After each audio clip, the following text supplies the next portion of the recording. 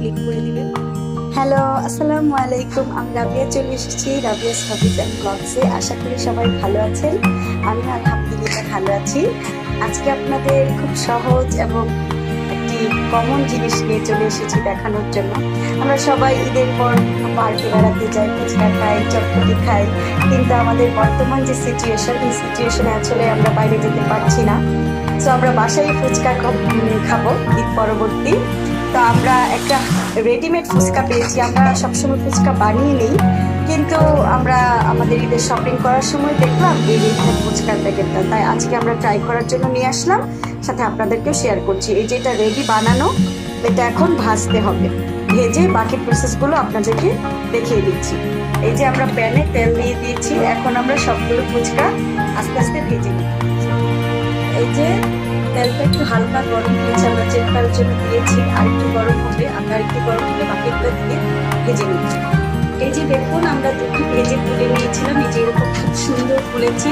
এখন আমরা বাকিগুলো দেখিয়ে দিচ্ছি দিয়ে। এই যে দেখবেন মাশাআল্লাহ সুন্দর ফুলে যায়। খুব সুন্দর করে আস্তে আস্তে নাড়াচাড়া করতে হবে, সাবধানে। তেলের কাজটা সবসময় সাবধানে করবেন। এই যে দেখেন খুব সুন্দর করে মাশাআল্লাহ ফুলে যাচ্ছে। এই যে এরকম উল্টিয়ে পাল্টিয়ে দিতে হবে খুব সুন্দর করে।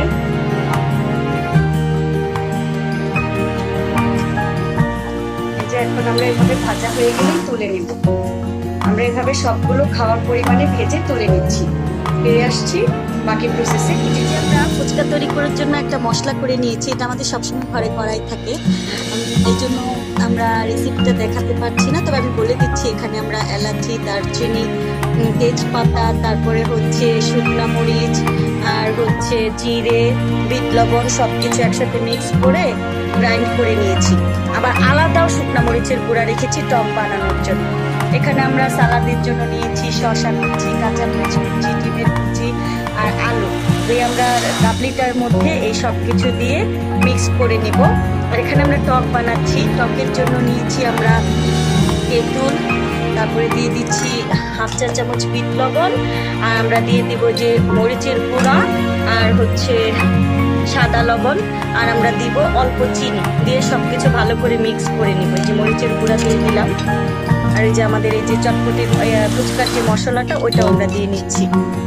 এখন আমরা এগুলো সবকিছু ভালো করে মিক্স করে ফুচকাটা আপনাদেরকে পরিবেশন করে দেখাবো। এই যে আমরা চটপটির এই যে ভিতরের যে পুরটা বানিয়ে নিচ্ছি, এখানে আমরা আলু এবং ছোলাটা সুন্দর করে কচলিয়ে নিয়েছি। এখানে আমরা দিচ্ছি পেঁয়াজ কুচি, কাঁচা মরিচ কুচি, এখন দিচ্ছি শসা কুচি। এখন এগুলো আমরা বিট লবণ আর আমাদের যে মশলাটা মেক করে আছে ওইটা দিয়ে খুব সুন্দর করে মাখিয়ে দিই। ঝালটা আপনারা আপনাদের পরিমাণ মতো খাবেন। আর এখানে আমরা দিয়ে দিচ্ছি ফ্লেক্সটা আছে, ওটাও দিয়ে দিচ্ছি। এখন খুব ভালো করে এটা খুব সুন্দর করে মিক্স করে নিই। এই যে আমরা এখন মাখানোর পর যে পুরটা ভরে দিচ্ছি, পুরটার মধ্যে আর এখানে দিয়ে দিচ্ছি শসা কুচি, দিয়ে দিচ্ছি ডিম, কাঁচা মরিচ, পেঁয়াজ, যে যেমন খান, আর টকটা টক যে যেমন ভাবে খেতে চান অনেকে ছোট্ট বাটিতে নিয়ে নিয়ে খেতে পারেন। তো আমরা এগুলো সবগুলো এখন মেখে আপনাদের দেখাচ্ছি। তৈরি হয়ে গেল আমাদের মজাদার ফুচকা। এখানে আমরা সব কিছু দিয়ে উপরে একটু চিলি ফ্লেক্স দিয়ে ছড়িয়ে দিয়েছি আর তেঁতুলের টক দিয়েছি। আশা করি সকলের কাছেই আমাদের ঘরোয়া ফুচকা তৈরি এবং প্যাকেট ফুচকা তৈরি কেমন স্বাদ লাগবে খেয়ে দেখে জানাবেন। আর এই ফুচকা তৈরির রেসিপিটি ভালো লাগলে সকলে দয়া করে লাইক, কমেন্ট, শেয়ার এবং সাবস্ক্রাইব করবেন, বেল আইকনে ক্লিক করে দিবেন। সবাইকে আমার এই ভিডিওটি দেখার জন্য অসংখ্য ধন্যবাদ। সবাই ভালো থাকবেন, সুস্থ থাকবেন। আল্লাহ হাফেজ।